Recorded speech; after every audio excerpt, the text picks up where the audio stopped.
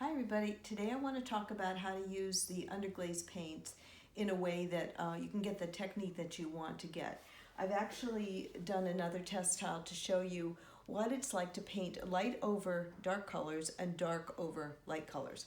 I want you to notice that when you put your colors on your plate, they're going to be very chalky looking and opaque.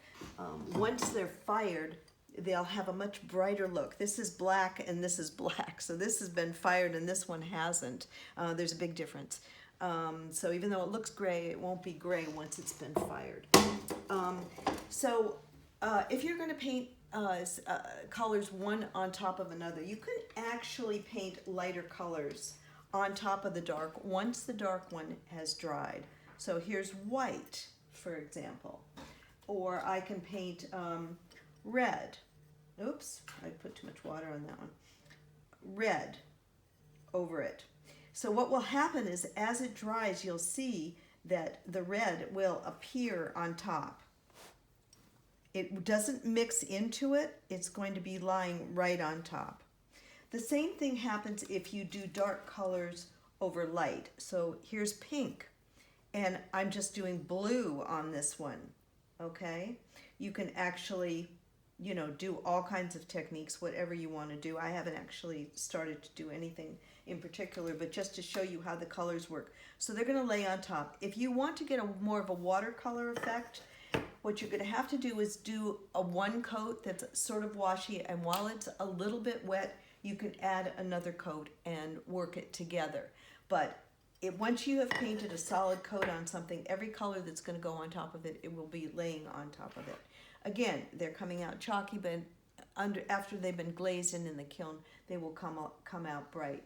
You can actually do some streaking, which is really nice to do with a fan brush or another color on top of the color that you already have. So I've got some red here. I can streak some colors through. If I want to do something like that, then I'll get, nice technique that way. You can also mix colors. I'm going to mix right here. I've got my red. I'm going to add a little bit of blue, maybe a little more. See if I can get a purple. Oh, look at that. Nice purple coming up.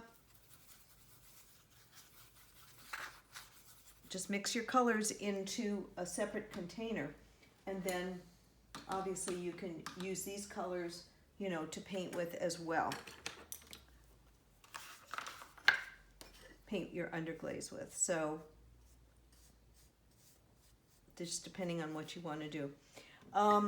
No more than 3 coats of color on anything. Okay, if you did 2 undercoats on this, you want to do one on the color on top. If you start to do more than 3 coats, it will flake off. You won't be able to get a good solid color on there. So 1 coat is going to be very washy looking, 2 or 3 coats is going to be more solid, and any color that you put dark over light, light over dark is going to sit on top. And that's the instruction for using the underglaze.